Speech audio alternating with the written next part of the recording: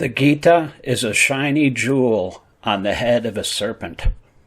My Facebook friend from the Midwest said that, quote, devotees are all excited that Kash Patel and Tulsi Gabbard took their oaths on the Bhagavad-gītā, end quote.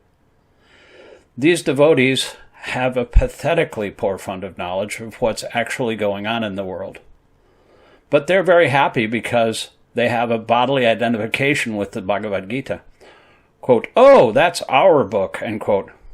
This means they are so deeply uninformed, they haven't the slightest clue that Mr. Patel and Ms. Gabbard embody the quintessential definition of asuras in the 16th chapter of the above-mentioned book. This is symptomatic of a lack of guidance of the practical application of knowledge, vijnana, of ethical issues within contemporary real-world situations. Due to the social taboos of polite devotee society, we feel constrained to avoid what may be construed as even remotely peripheral to political, quote, personalities, end quote, and we're not even allowed to apply the Gita to the world around us. Thus, we find ourselves in an opaque bubble, isolated from humanity at large. We can't see the forest for the trees. We're blind, and we're leading the blind public into the ditch that's full of vipers, like Kash Patel and Tulsi Gabbard. And the Gita they were sworn in on is like a pretty jewel on their heads to thousands of devotees who have no idea what they're doing. These two demons in devotee dress are loyally dedicated to completely destroying our agencies of governance on behalf of their dear leader.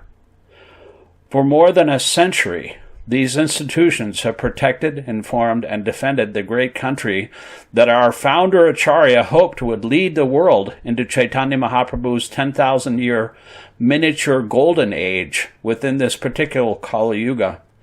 Unfortunately, that hope is fading furiously fast from the influence of the fascist felon 2.0. Consequently, with the confirmation of these two kakistocratic cabinet officials, the United States of America has become a pariah in the eyes of all of the other countries of the world. No one trusts our alliance or our intel anymore because we have become shrinking violets to represent our parampara or shastra on these issues. Srila Prabhupada's ISKCON in 2025 is now in imminent, clear, and present danger of disappearing.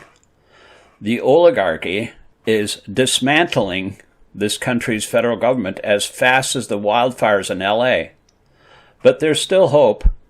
If ISKCON reaches out to other faith leaders who are way ahead of us in pushing back against the Venu-like monarchy and are leading the charge in the forefront of the fight, the Episcopal Church, the Disciples of Christ, AME Zion, Presbyterian Church USA, the Baptist, the United Methodist Church, the Mennonite Church USA, Quakers, and the three largest Jewish denominations in America. If we don't, the Apasampradaya of the Christian nationalist movement outlined in Project 2025 will continue to be implemented, spreading darkness like the demon Rahu, obscuring the beautiful benediction moon of our Sankirtan movement, which has been spreading like a lotus so nicely into every town and village in its rays.